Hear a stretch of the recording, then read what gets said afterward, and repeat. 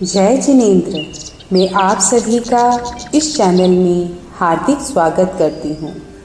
आज हम तीर्थंकर संभवनाथ भगवान के जीवन के बारे में जानेंगे। संभवनाथ भगवान वर्तमान काल चक्र के तीसरे तीर्थंकर थे।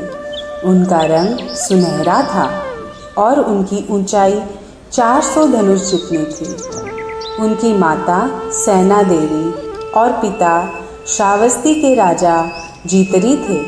त्रिमुख यक्ष देव उनके शासन देव हैं और दूरीतारी यक्षिणी उनकी शासन देवी हैं। भगवान का प्रतीक घोड़ा है। आइए अब हम भगवान के तीर्थंकर बनने से पहले के 2 जन्मों के बारे में जानेंगे। अंत में हम संभवनाथ भगवान की कहानी को जानेंगे। राजा विपुल वाहन के रूप में उनका पहला जन्म और स्वर्ग में उनका दूसरा जन्म। पूर्व जन्म में वे घातकी खंड द्वीप के ऐरावत क्षेत्र में स्थित क्षेमपुरी नगरी में जन्मे थे। उनका नाम राजा विपुल वाहन था। वह एक नरम दिल और दयालु शासक थे जो अपने लोगों से प्यार करते थे और उनकी देखभाल करते थे। वह अपने राज्य में रहने वाले लोगों की मदद करते थे। लोग उन्हें सम्मान की नज़र से देखते थे। उन्होंने सुनिश्चित किया कि उनके लोग खुशी से रहें। वह अच्छे काम करने के लिए लोगों को पुरस्कृत करते थे और गलत काम करने वालों को दंडित करते थे। वह बहुत ही विनम्र राजा थे। उन्होंने कभी अपनी शक्ति का अहंकार नहीं किया और ना ही दिखाया। राजा आध्यात्मिक थे और धार्मिक गतिविधियों में उनकी बहुत रुचि थी। वह अपना अतिरिक्त समय ध्यान, तीर्थंकरों की पूजा और आध्यात्मिक अध्ययन में बिताते थे। वे श्रावक धर्म के 12 व्रतों का पालन करते थे। उनके राज्य में एक भी व्यक्ति खाली हाथ नहीं जाता था। वे सच्चे मन से दान करते थे और वे अपने दान के लिए बहुत प्रसिद्ध भी थे, क्योंकि वे बिना किसी अहंकार के दान करते थे। एक बार भयंकर सूखा पड़ा और लोग भोजन और पानी से वंचित हो गए। भोजन की कमी के कारण लोग पेड़ों के पत्ते खाकर रह गए। उन्हें एक निवाला खाने के लिए भी बहुत परेशानी होती थी। वे खाने के लिए अपने घर वालों से भी झगड़ते थे। उन्होंने चोरी भी करना शुरू कर दिया, क्योंकि उनके पास कोई काम नहीं था। कोई भी धर्म का पालन नहीं करता था।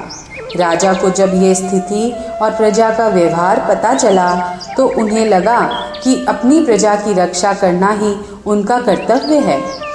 उन्होंने अपने कर्मचारियों को बुलाकर घोषणा की कि अब उनका सारा धन, अन्न और जल चतुर्विध संघ अर्थात साधु साध्वियों और श्रावक श्राविकाओं के उपभोग में खर्च किया जाए। उन्होंने आगे कहा, इसके बाद यदि कुछ बचे तो ही मुझे दिया जाए, अन्यथा मैं उपवास करूंगा। अकाल के दौरान कई बार ऐसे मौके आए जब राजा भूखे प्यासे रहे। उन्होंने बदले में कुछ भी अपेक्षा किए बिना ऐसा किया। करुणा की इस उत्कृष्ट भावना के परिणाम स्वरूप राजा विपुल वाहन को तीर्थंकर नाम गोत्रकर्म प्राप्त हुआ। सूखे के बाद सामान्य स्थिति लौट आई। एक दिन जब वे छत पर बैठे थे तो उन्होंने घने वर्षा वाले बादलों को देखा और सोचा कि बारिश होगी, लेकिन जल्द ही हवा ने उन्हें तितर बितर कर दिया। इसके साथ ही उन्होंने सोचा कि कुछ भी भरोसा नहीं किया जा सकता जब सब कुछ अस्थायी है। इस प्रकार उनके अंदर तीव्र वैराग्य की भावना पैदा हुई। उनका मोह भंग हो गया और उन्होंने सभी सांसारिक मोहों पर विजय प्राप्त कर ली। उन्होंने दीक्षा लेने और मोक्ष के मार्ग पर आगे बढ़ने का फैसला किया। उन्होंने अपने बेटे से अपने राज्य की अध्यक्षता करने के लिए कहा। हालांकि शुरू में वह तैयार नहीं था, लेकिन जब राजा ने जोर दिया तो उनके बेटे ने जिम्मेदारी संभाली और अपना राज्य उसे सौंप दिया। राजा ने फिर श्री स्वयं प्रभा सूरी जी से दीक्षा ली। उन्होंने कठोर तपस्या शुरू की और प्रतिक्रमण करके सभी कषाय से मुक्ति पाली और शुद्ध हो गए। उन्हें आत्म साक्षात्कार प्राप्त हुआ। मृत्यु के बाद उन्होंने 9वें स्वर्ग अनंत में पुनर्जन्म लिया। तीर्थंकर के रूप में उनका अंतिम जन्म। अनंत स्वर्ग से राजा विपुल वाहन की आत्मा भरत क्षेत्र के श्रावस्ती नगर के राजा जीतरी की पत्नी रानी सेना देवी के गर्भ में उतरी। जब भगवान संभवनाथ रानी सेना देवी के गर्भ में थे, उस वर्ष राज्य में मूंगफली की फसल खूब हुई। उस युग में मूंगफली को सांब कहा जाता था, इसलिए पुत्र का नाम संभव रखा गया। मार्गशीर्ष मास के शुक्ल पक्ष की चतुर्दशी तिथि को रानी ने एक स्वस्थ पुत्र को जन्म दिया। उनका औपचारिक नाम संभवनाथ रखा गया। जन्म से ही वे 3 प्रकार के आध्यात्मिक ज्ञान के साथ आए थे, अर्थात श्रुत, मति और अवधि ज्ञान। छोटा राजकुमार राजसी सुख सुविधाओं के बीच बड़ा हुआ, लेकिन उसने कभी भी विलासितापूर्ण जीवन शैली में सतही रुचि से अधिक कुछ नहीं किया। उचित आयु में संभवनाथ का विवाह हुआ और उनका राज्य अभिषेक भी हुआ। लंबे और शांतिपूर्ण शासन के बाद दिव्य देवताओं के अनुरोध पर उन्होंने दीक्षा लेने का फैसला किया। फिर 1 वर्ष तक उन्होंने बहुत सारा दान दिया। 1 वर्ष के बाद दीक्षा समारोह हुआ। सभी देवताओं ने समारोह का संचालन किया। राजा संभवनाथ के साथ 20,000 अन्य राजाओं ने भी दीक्षा ली। 14 वर्ष की दीक्षा के बाद कार्तिक मास के कृष्ण पक्ष की पंचमी तिथि को राजा संभवनाथ को सर्वज्ञता प्राप्त हुई।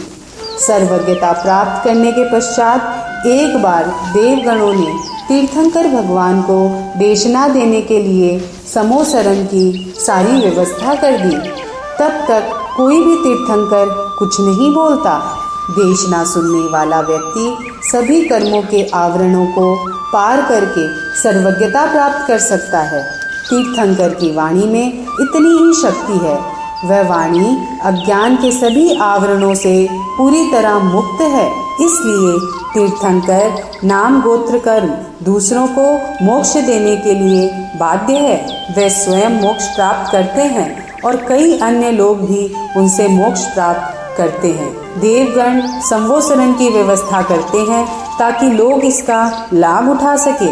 वे इस बात को चारों ओर फैलाते हैं और फिर तीर्थंकर का संवोसरण में स्वागत किया जाता है ताकि वे लोगों को देशना दे सकें। संभवनाथ भगवान ने ज्ञानवर्धक देशना दी, जिससे सांसारिक दुनिया की क्षणभंगुर प्रकृति पर प्रकाश पड़ा।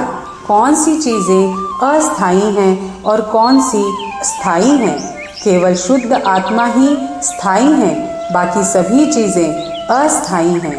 केवल शब्दों में ही नहीं, बल्कि हमें निरंतर इस बात का बोध होना चाहिए कि क्या अस्थायी है। सभी गणधर अर्थात तीर्थंकर के प्रमुख शिष्य सभा में बैठते थे। उनके गणधरों में से उनके प्रमुख गणधर चारु थे। गणधर चारु ने संभवनाथ भगवान से पूर्ण ज्ञान प्राप्त किया और लोगों में मोक्ष का बीज बोने के लिए उपदेश दिए। भगवान के दिव्य दर्शन मात्र से बहुत से लोग सर्वज्ञ हो गए और सभी कष्टों से मुक्त हो गए। भगवान संभवनाथ ने अपनी पहली देशना में अनित्य भावना का उपदेश दिया। उन्होंने प्रभावशाली ढंग से समझाया कि इस संसार में क्या अनित्य है और क्या नित्य है। अनित्य का अर्थ अस्थायी है और नित्य का अर्थ स्थायी है। आखिरकार जब सब कुछ अस्थायी है, आत्मा ही जो हमारा असली स्व है वही स्थायी है। इसलिए अनित्य भावना के सिद्धांत का पालन करना और उसकी जागरूकता बनाए रखना हमें गलत कामों से बचा सकता है और हमारी आसक्ति से छुटकारा पाने में हमारी मदद कर सकता है। संभवनाथ भगवान ने लंबे समय तक लोगों को देशना दी। उनके 2 लाख साधु, 3,36,000 साध्वियाँ, 15,000 केवल ज्ञानी, 2,93,000 श्रावक और 6,36,000 श्राविकाएँ थीं। उनके पास इतना बड़ा अनुयायी वर्ग था जो मुक्ति के लिए तैयार था। वह 1000 अनुयायियों के साथ सम्मेद शिखर जी गए और निर्वाण प्राप्त किया। उनके निर्वाण के समय शैलशीकरण हुआ, जिसमें आत्मा पूरे शरीर से निकलकर ब्रह्मरंध्र से सिद्ध क्षेत्र में चली जाती है। इसे निर्वाण कहते हैं। सभी दिव्य देवताओं ने सभी अंतिम संस्कार किए और उनके अवशेषों को एकत्रित करके आपस में बांट लिया। यह स्पष्ट है क्योंकि भगवान के सभी अवशेष शुभ माने जाते हैं। इस संभवनाथ भगवान की कहानी में बताए गए तीर्थंकर की शिक्षाओं को समझकर हम उनकी पूजा करके हम भी मोक्ष के मार्ग पर आगे बढ़ सकते हैं। तो दोस्तों, आपको मेरे द्वारा बताया हुआ तीर्थंकर संभवनाथ भगवान का विवेचन कैसा लगा? अगर आपको मेरे द्वारा बताया हुआ विवेचन अच्छा लगा हो तो प्लीज़ चैनल को लाइक और सब्सक्राइब ज़रूर कीजिएगा। जय जिनेंद्र।